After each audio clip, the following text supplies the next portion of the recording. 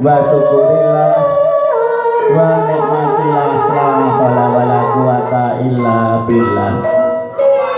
Rabbi sholli sadri wa yassir li amri wahlul 'uqdatam min lisani yafqahu qawli amma ba'du.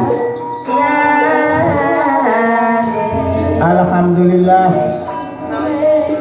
amit-amit pasang aliman tabib sinabekta ing ila duni dumawa ing kawang-kawang.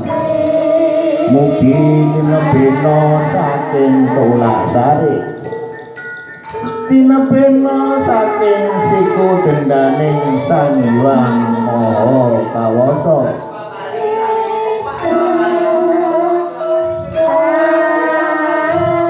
Nuwun-nuwun kula nuwun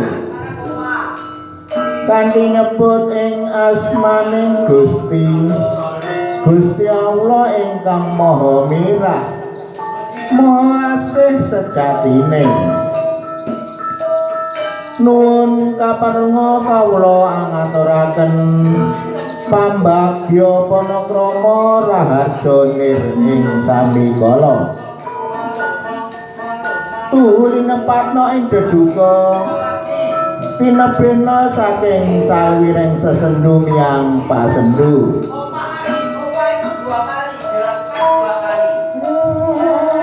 Awit saking pikajenganipun Mas Guru Faisal, kula sakadang karawitan larasake nyuwun deduka kumawantun ngabyantara wonten ngarsa panjenengan sedaya.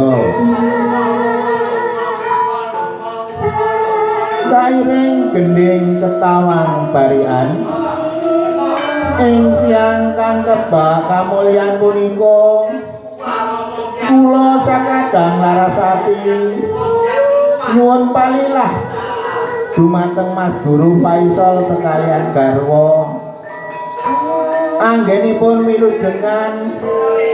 milujengi dinten wiyosan Ibu Dewi Faisal kanthi pangajap nyuwun dumateng Gusti ingkang Maha Kawasa kawilujengan, katentreman, kabagas warasan, rejeki ingkang barokah manggasa gegetoan tumuju dumateng pagesangan ingkang hayom jenjem premanem nirbaya nir ing wikara bagya lestari lan mulya salawase. Wujud donga kangge mahardya dinten wiyosanipun Ibu Dewi Faisal badhe dipun ikraraken dening Bapak Rudi Haryono dipun sumanggahaken.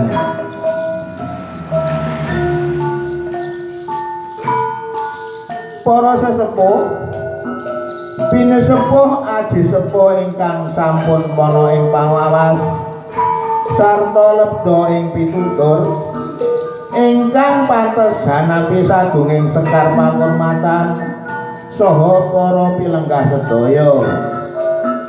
Makaten atur donga pamuji wilujeng awit dinten wiyosanipun Ibu Dewi Faisal.